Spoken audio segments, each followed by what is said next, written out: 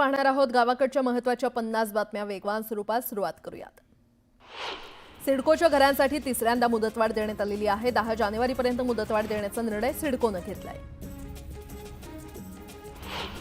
वाढवण बंदराच्या बांधकामासाठी सोमवारी JNPA आणि TIA सोबत सामंजस्य करार केलेला आहे। या सामंजस्य करारानुसार TILने वाढवण बंदर आणि आसपासच्या परिसराच्या विकासासाठी अंदाजे 20,000 कोटी गुंतवणुकीचा प्रस्ताव दिलाय। JNPAने लाकडी प्रवासी बोटींना अलविदा करण्याचा निर्णय घेतलाय। नवीन वर्षात आता 15तून प्रवाशांसाठी अद्ययावत 2 स्पीड बोटी धावणार आहेत। त्यामुळे प्रवाशांना JNPAतून मुंबई केवळ 40 मिनिटात गाठता येणार आहे। यासाठी 38 कोटींचा निधी मंजूर करण्यात आलाय।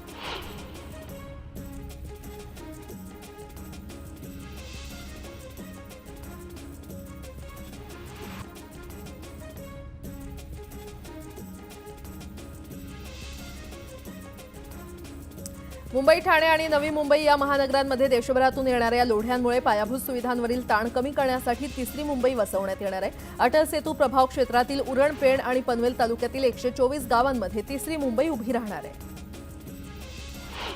देशात सध्या प्रदूषणाचा प्रकोप प्रचंड वाढला आणि त्यामुळे नागरिकांना विविध आजारांना सामोरं जावं लागतंय। अर्ध्याहून अधिक देश नाक, कान आणि घशाच्या आजारानं ग्रासले।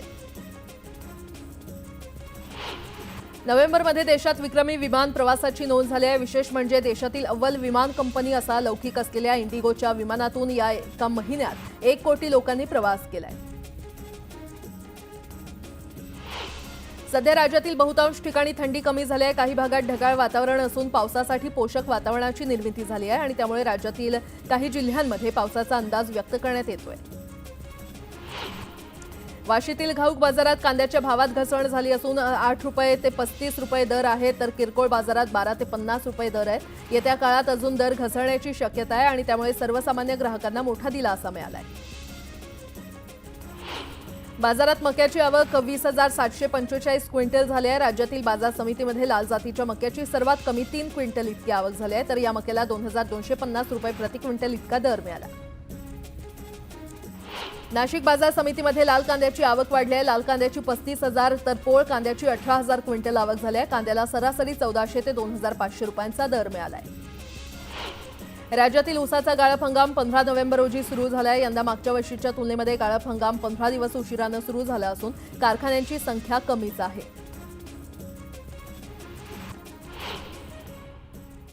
क्रिसमस म्हटलं की आकर्षक रोषणाई आणि येशू जन्माच्या सोहळ्याचा देखावा हे चित्र आपल्या समोर उभं राहतं। दार्जिलिंगच्या सिलिगुडीमध्ये रस्त्यांवर आकर्षक अशी रोषणाई करण्यात आली आहे। तसंच सांस्कृतिक कार्यक्रमांचं आयोजन करण्यात आलंय।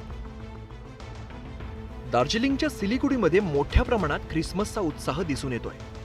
सिलिगुडी पालिकेने संपूर्ण शहराला ख्रिसमस निमित्ताने आकर्षक अशी रोषणाई केली आहे। शहरातील ब्रिजवरती रोषणाई करण्यात आली आहे, तर रस्त्यावरती ठिकठिकाणी ख्रिसमस ट्रीच्या आकारात रोषणाई केलेली दिसून येते। संपूर्ण शहरावरती ख्रिसमस सेलिब्रेशनचा फीवर दिसून येतोय। पालिकेतर्फे विविध सांस्कृतिक कार्यक्रमांचं आयोजन सुद्धा केलंय।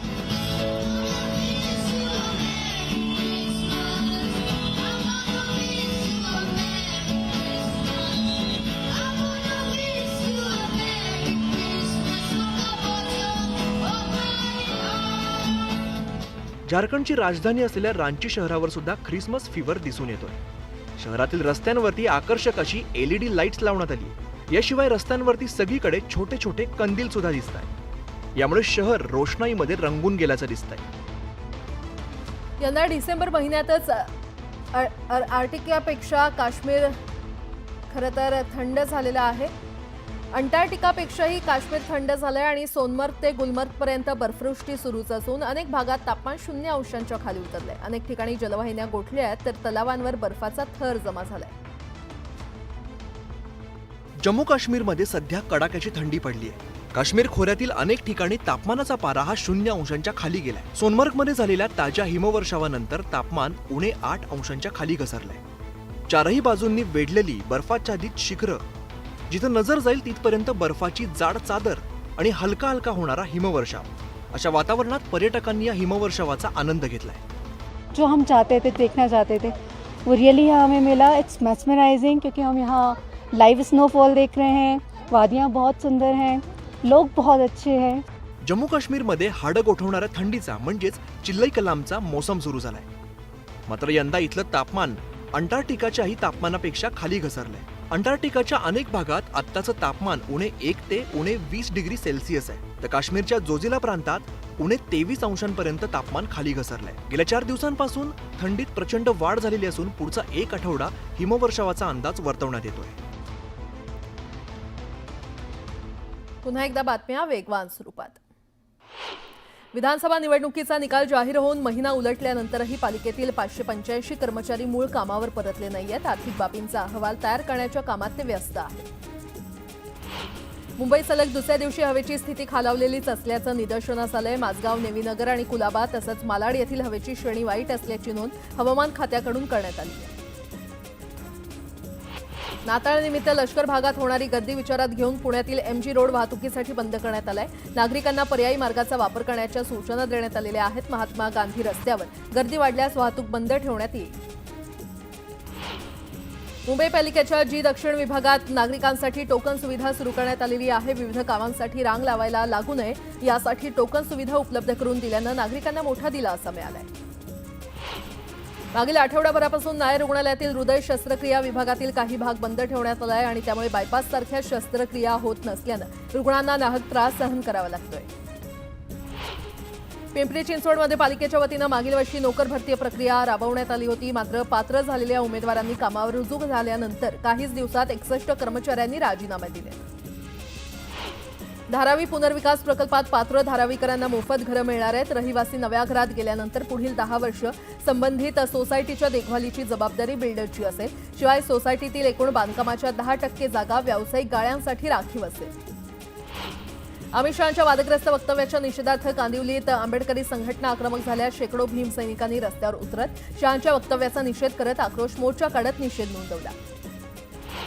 नवी मुंबई पालिकेनं समान वेतन कायद्याची अंमलबजावणी न केल्याचा आरोप सफाई कामगारांनी केलाय. समान वेतन कायद्याची त्वरित अंमलबजावणी करावी यासाठी सफाई कामगार 27 तारखेला मोर्चा काढणार आहेत. भाईंदरच्या बादशाह ग्राउंडमध्ये आयोजित केलेल्या रामलीला महोत्सवाचं आयोजन मोठ्या उत्साहात करण्यात आलंय. यामध्ये उत्तराखंडसह इतर समाजातील नागरिक देखील सामील होऊन रामलीलाचा आनंद घेत आहेत. माजी क्रिकेटपटू विनोद कांबळींना प्रकृतीच्या कारणास्तव भिवंडीच्या रुग्णालयामध्ये दाखल करण्यात आलंय. विनोद कांबळींच्या मदतीसाठी श्रीकांत शिंदे फाउंडेशनकडून 5 लाखांची मदत जाहीर करण्यात आली आहे. खारघर येथील बेलपाडा येथे हायटेन्शन टॉवरवर एक तरुण चढला आणि या हायटेन्शन टॉवरवर चढलेल्या तरुणाला नागरिकांनी खाली उतरवलं. तरुणाला CRPF जवानांनी पोलिसांच्या स्वाधीन केलं. आता सविस्तर बातमी पाहूया. जम्मू काश्मीर, हिमाचल प्रदेश आणि उत्तराखंड या देशातील खरं तर या राज्यांमधील देशातील 3 राज्यांमध्ये तुफान बर्फवृष्टी सुरू आहे आणि हिमवृष्टीमुळे हिमाचलमध्ये 2 राष्ट्रीय महामार्गांसह 30 रस्ते बंद करण्यात आले. शिमल्यामध्ये यंदा व्हाईट क्रिसमस साजरा होणार आहे. तर यापूर्वी 2018 मध्ये क्रिसमसच्या दिवशी बर्फवृष्टी झाली होती. सोमवारी हंगामातील दुसऱ्या हिमवृष्टीनंतर इथे 3 इंच बर्फ साचलेला आहे. हिमाचल प्रदेशसह परिसरात सध्या तुफान बर्फवृष्टी होते. शिमल्यात हंगामातील दुसरी बर्फवृष्टी झाली, ज्यामुळे रस्त्यांवरती 3 इंच बर्फ पडला. त्यामुळे सोलंग नाला ते अटल बोगदा रोहतांगकडे जाणाऱ्या पर्यटकांची वाहनं रस्त्यावरती घसरायला लागली.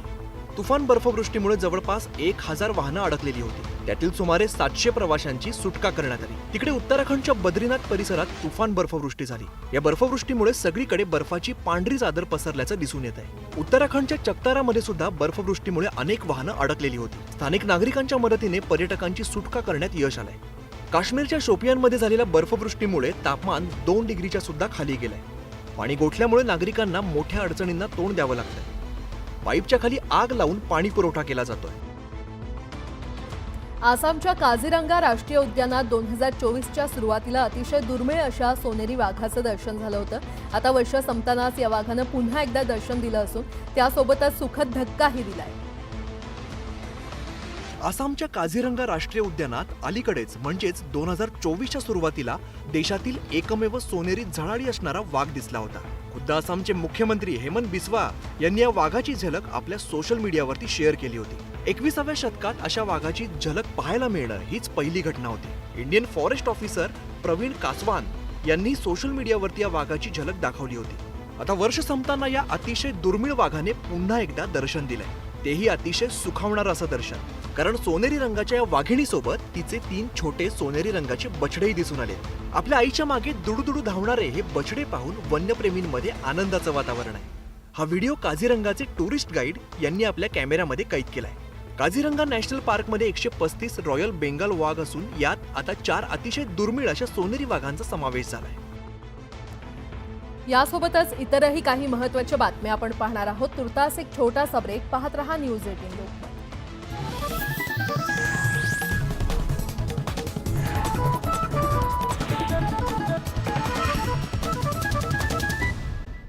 ब्रेक नंतर आपलं स्वागत. पुढची बातमी पाहूयात. वर्ध्यामध्ये एका महिलेला 1,000च्या ड्रेससाठी 1,00,000 रुपये गमवावे लागले.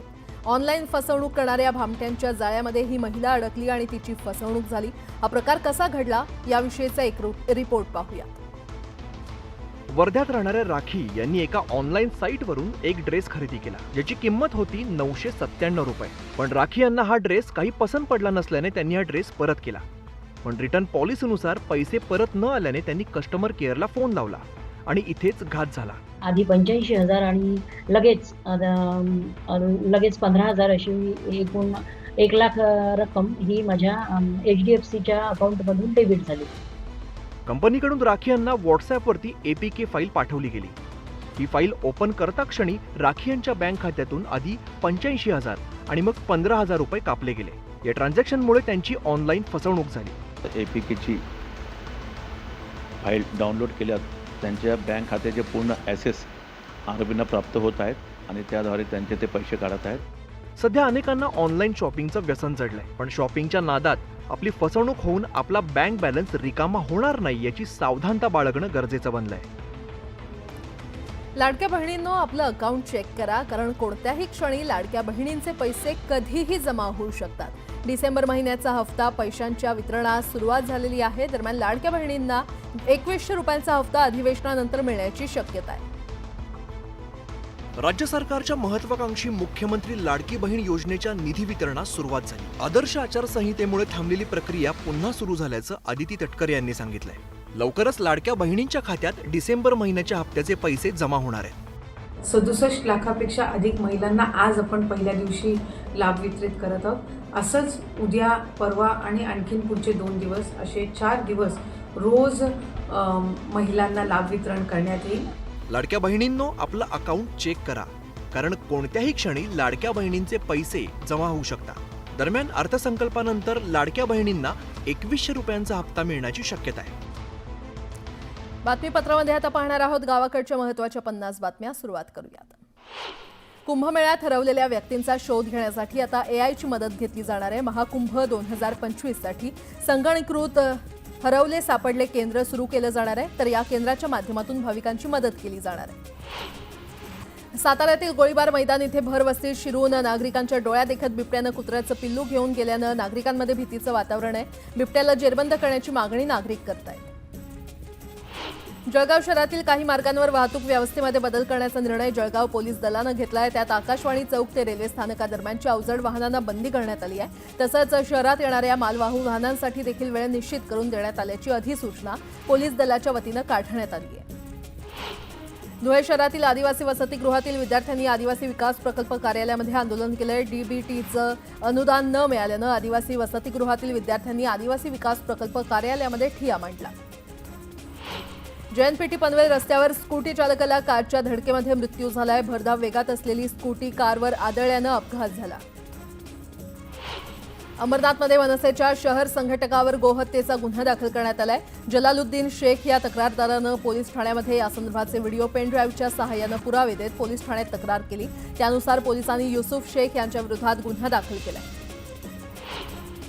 सायबर हेल्पलाईनमुळे 4 तासात 4.5 कोटी वाचवण्यात पोलिसांना यश आलंय. कांदिवलीतील खासगी कंपनीच्या मालकानं सिम स्वॅप सायबर फसवणुकीमध्ये हे पैसे गमावले होते.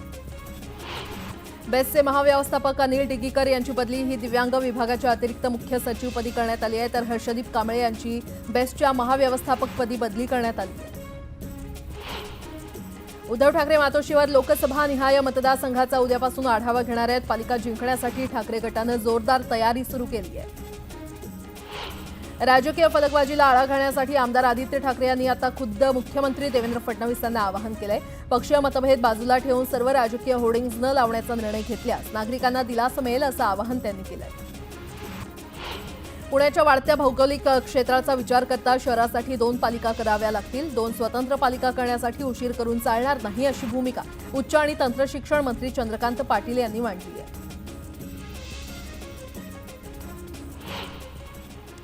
सविस्तर बातमी पाहूया. सोलापुरात राज्यस्तरीय कृषी महोत्सव सुरू आहे आणि या महोत्सवात चक्क दूध पिणारा कोंबडा आलाय. राजा असं या दूध पिणाऱ्या कोंबड्याचं नाव आहे. सोलापूरच्या सिद्धेश्वर कृषी प्रदर्शनात चक्क दूध पिणारा कोंबडा आढळून आलाय. राजा असं या दूध पिणाऱ्या कोंबड्याचं नाव असून वनराज क्रॉस जातीचा हा कोंबडा आहे. 1 वर्ष वयाचा आणि तब्बल 6 किलो वजनाचा हा कोंबडा पाहून सारे चकित होत आहेत. कोंबड्यांमधला बॉडी बिल्डर शोभावा अशी त्याची शरीरयष्टी आहे. आता एवढी तगडी बॉडी बनवायची तर खुराक सुद्धा तसाच हवा ना. राजा कोंबड्याचा खुराक सुद्धा एखाद्या बॉडी बिल्डर प्रमाणे आहे. हा कोंबडा रोज सकाळी मका भरडा आणि भुसा खातो, तर दुपारी तांदूळ, गहू, बाजरी खातो आणि रात्रीच्या वेळेला भुसा तसंच 100 मिलीलिटर दूध पितो. तो सकाळी 2 तास आणि संध्याकाळी 2 तास मुक्त गोट्यामध्ये मोकळा असतो व धार चालू असताना तो बादलीच्या जवळ येऊन चोच मारायचा प्रयत्न करायचा दुधासाठी लहान असताना. तर तेव्हापासून आम्ही त्याला सेपरेट वाटीमध्ये दूध द्यायला चालू केलं. सध्या हा कोंबडा कृषी प्रदर्शनाचं आकर्षण ठरत असून पंचक्रोशीतील नागरिक त्याला पाहण्यासाठी मोठी गर्दी करतायत. कमी काळात वाम मार्गानं अमाप काळा पैसा आला की भले भले बिथरतात, दौलतजादा करत सुटतात आणि तेलगीनं एका रात्रीत बारबालेवर लाखो रुपये उडवले आणि तेलगी घोटाळा उघडकीस आला. असंच काहीसं संभाजीनगरमध्ये घडलंय. एका दिवट्याची दौलतजादा त्याचं बिंग फुटण्यासाठी कारणीभूत ठरली आहे. 13,000 रुपये पगार असलेल्या 2 कंत्राटी कर्मचाऱ्यांनी क्रीडा संकुलासाठी समितीच्या खात्यात असलेल्या पैशांवरती इंटरनेट बँकेच्या माध्यमातून बनावट कागदपत्र तयार करत दरोडा टाकलेला आहे आणि होऊ दे खर्च म्हणत त्यांनी स्वतःसह गर्लफ्रेंडवरती कोट्यावधी रुपये उडवले. मैत्रिणीला 4 BHK फ्लॅट गिफ्ट केलेला आहे. दुसऱ्या मैत्रिणीला 35 लाखांची कार, डायमंडच्या गॉगलची ऑर्डर, 1.5 कोटींच्या BMW कारची खरेदी, स्वतःसाठी महागड्या दुचाकीची खरेदी, बँकेत स्वतःच्या नावावरती कोट्यावधींची FD केली. कंत्राटी कर्मचारी असलेल्या हर्षकुमार क्षीरसागरने सरकारला 1-2 नव्हे तर तब्बल 21,59,38,00,000 रुपयांना गंडा घातलाय. स्वतःच्या मोबाईल नंबरवरती नेट बँकिंग ॲक्टिवेट करण्याबाबत पत्र दिलं आणि त्या रक्कम त्यांनी त्या स्वतःच्या प्रायव्हेट अकाउंटला त्या नेट बँकिंगद्वारे वर्ग केली. पोलीस तपासातून या घोटाळ्याची सगळी पाळंमुळं खणून काढून कठोर कारवाई करणं गरजेचं आहे.